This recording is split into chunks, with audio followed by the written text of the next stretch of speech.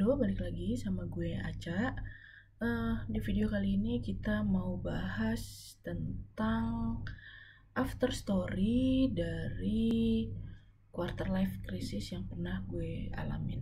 Kalau sudah ada yang nonton video gue yang sebelumnya tentang quarter life crisis, di sini adalah lanjutan dari video itu. Nah, jadi setelah bokap gue meninggal, itu hidup gue tidak langsung berubah dengan nyaman. Tetap ada ujian-ujian yang memang harus gue rasakan. Ketika bokap gue meninggal, ya seperti yang sudah gue bilang, gue sempat mengalami depresi dan gue harus berjuang untuk mengatasi depresi gue itu.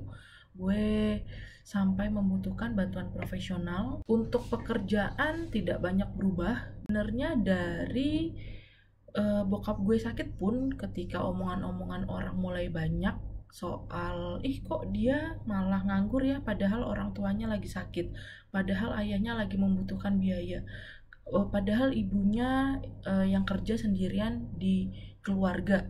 Itu gue sudah gitu mengirimkan apply pekerjaan, baik itu secara manual maupun online via aplikasi seperti lewat Jobstreet dan lain-lain gitu kan. Tapi nggak tahu kenapa itu memang kayak jalan gue itu memang kayak sengaja ditutup gitu loh.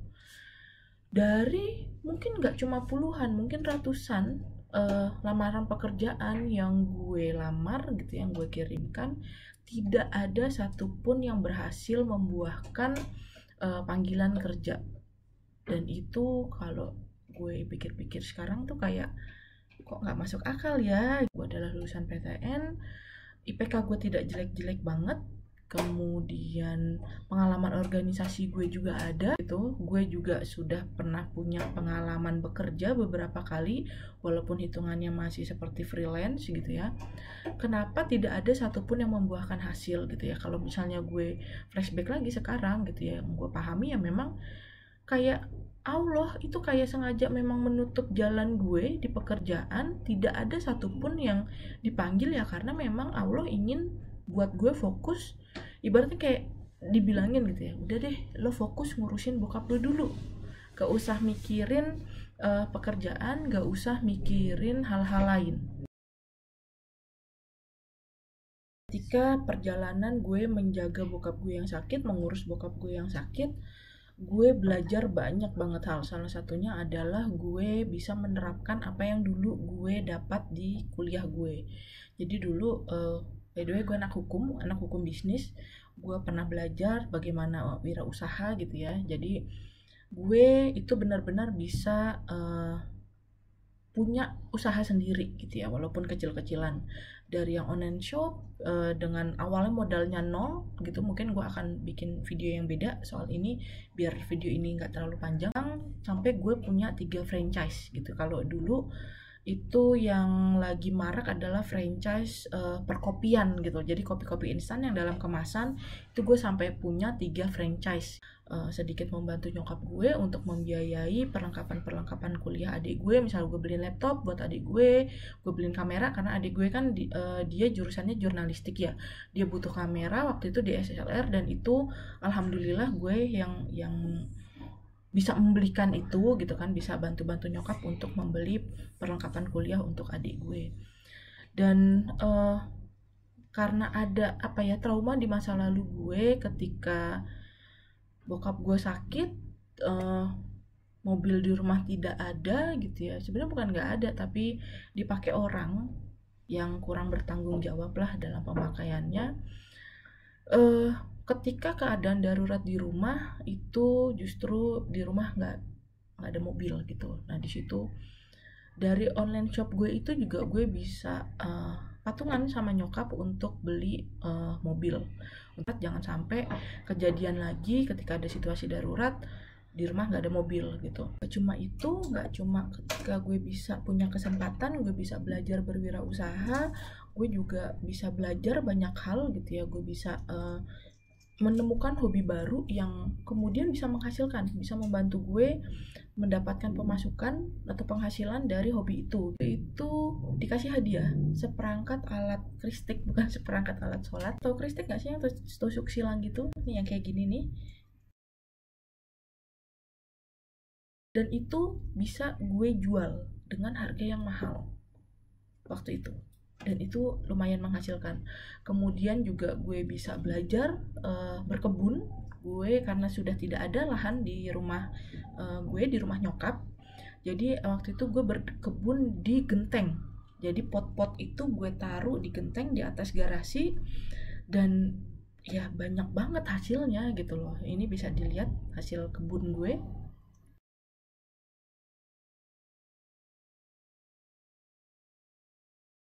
Kemudian juga gue bisa belajar masak, dan gue juga bisa belajar banyak banget tentang mental health dan penerimaan diri. Kemudian di tahun 2013 itu gue mulai apply nih, gitu, apply. Waktu itu ada pembukaan CPNS, penerimaan CPNS setelah moratorium.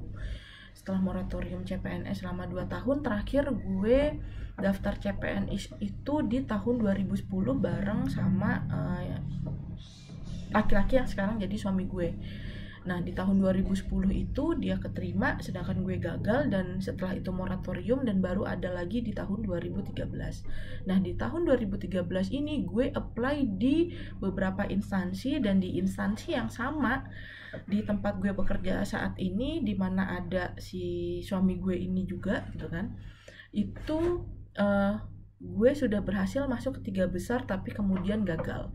Nah, di situ bikin gue down lagi gitu kan, yang kenapa sih gitu kan, sampai gue tuh ada pikiran-pikiran apa karena mental issue gue gitu kan, karena gue pernah depresi, apa karena gue tidak punya pengalaman kerja, apa karena gue nganggur terlalu lama. Itu banyaklah pikiran-pikiran negatif. Dan kemudian di tahun 2014-nya itu setelah gue udah mulai males-malesan ya sebenarnya ngelamar pekerjaan, itu gue dapet ada lowongan pekerjaan di salah satu fakultas di UI gitu. Sebagai informasi, gue memang tinggal di Depok, dan buat gue ya sudah, kenapa tidak gue coba gitu. Sebenarnya itu iseng-iseng berhadiah aja gitu, karena gue tinggal di Depok, ini lowongan pekerjaannya juga di Depok dan dekat juga gitu kan, kenapa tidak gue coba gitu, walaupun sebenarnya gue tahu mungkin kemungkinannya ini kecil juga. Nah, waktu gue lamar kok kayaknya malah dilancarin banget sama Allah gitu, bener-bener dilancarin banget semuanya. Dari mulai gue apply itu sampai akhirnya gue masuk ke situ, itu sama sekali tidak ada pertimbangan, oh ini anak sudah nganggur lumayan lama, oh ini anak begini, oh ini anak itu, tidak ada sama sekali. Benar-benar jalan gue untuk bisa bekerja. Kemudian di tahun 2014-nya itu ada penerimaan CPNS lagi. Itu ada penerimaan CPNS. Gue coba apply lagi, karena mengingat di tahun 2013-nya gue sudah 3 besar gitu, dan di 2014 kan cuma bisa lamar di satu nik, itu cuma bisa dipakai melamar di satu instansi. Jadi gue memilih untuk daftar lagi di instansi tempat yang ada suami gue nih gitu kan. Tuh gue baru sadar gitu ya beberapa tahun belakangan, kalau wah, rencana Tuhan yang disiapin buat gue tuh bener-bener smooth banget, yang bener-bener apa ya, dengan gue diterima bekerja di salah satu fakultas di UI itu justru bikin nilai tambah yang bagus buat gue ketika gue melamar CPNS gitu loh. Karena ketika gue melamar di CPNS di tahun 2014 itu, gue jadi punya pengalaman kerja yang dilalah kok sama gitu. Unit yang gue masuk pas awal CPNS, unit tersebut menangani terkait dengan penilaian kinerja, pembuatan SKP yang kayak gitu, terus kemudian juga terkait tugas belajar gitu, yang dilalah kok sama job desk-nya dengan yang gue lakukan di fakultas di UI itu. Jadi emang bener-bener kayak pengalaman kerja gue tuh jadi ngeling, dan itu yang bikin gue punya nilai plus dibanding kandidat-kandidat CPNS yang lain. Jadi ada salah satu kandidat terberat ya menurut gue, itu adalah satu cowok yang melamar di satu formasi dengan gue. Dia adalah S2 lulusan dari luar negeri, sedangkan gue kan cuma S1 dari dalam negeri pula dengan IPK yang nggak cum laude ya, tapi nggak jelek juga gitu ya. Yang membedakan itu hanya ya gue punya pengalaman kerja yang linear dengan tugas dan fungsi di unit kerja gue ini. Gila, kebayang gak sih gitu, maksudnya kayak ini tuh kayak emang bener-bener Tuhan nyusun rencana jalan hidup gue tuh ya memang kayak gitu, dialirkannya kayak gitu.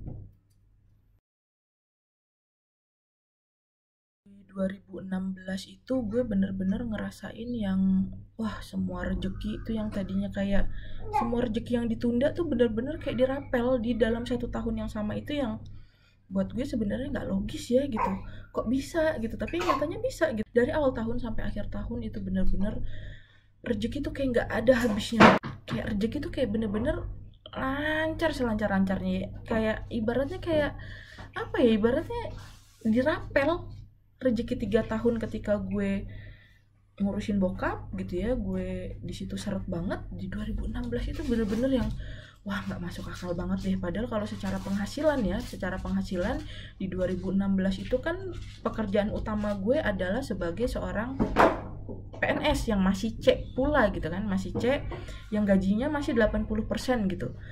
Itu hampir nggak mungkin lah gue bisa membeli atau gue bisa dapat hal-hal lain yang butuh uang yang banyak gitu, tapi nyatanya itu bisa. Dan ini adalah rangkuman kejadian apa saja, hal-hal apa saja yang gue sudah dapat di tahun 2016.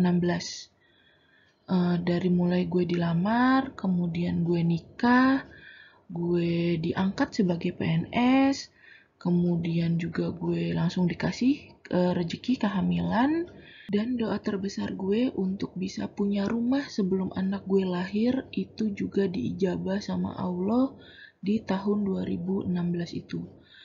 Dan yang ajaibnya, ketika di awal kehamilan itu gue sudah bilang nih sama suami gue, pengen deh ketika anak ini lahir kita sudah punya rumah. Dan percaya atau tidak, gue serah terima kunci rumah gue itu di 2 hari sebelum anak gue lahir. Itu kurang amazing apa coba. Dan rezeki yang paling gue syukuri sampai sekarang itu ya ada di akhir tahun, gue dikasih keturunan, alhamdulillah, seorang anak perempuan, seorang bayi perempuan yang Masya Allah benar-benar sehat, yang kelahirannya juga agak ajaib. Dia kelilit 3 tali pusar, tali pusarnya ada 3 lilitan sampai ke punggung, dan ada simpulnya di tali pusarnya. Gue juga mengalami pecah ketuban dini, KPD, udah rembes duluan. Tapi dengan kondisi kayak gitu gue masih bisa melahirkan secara normal.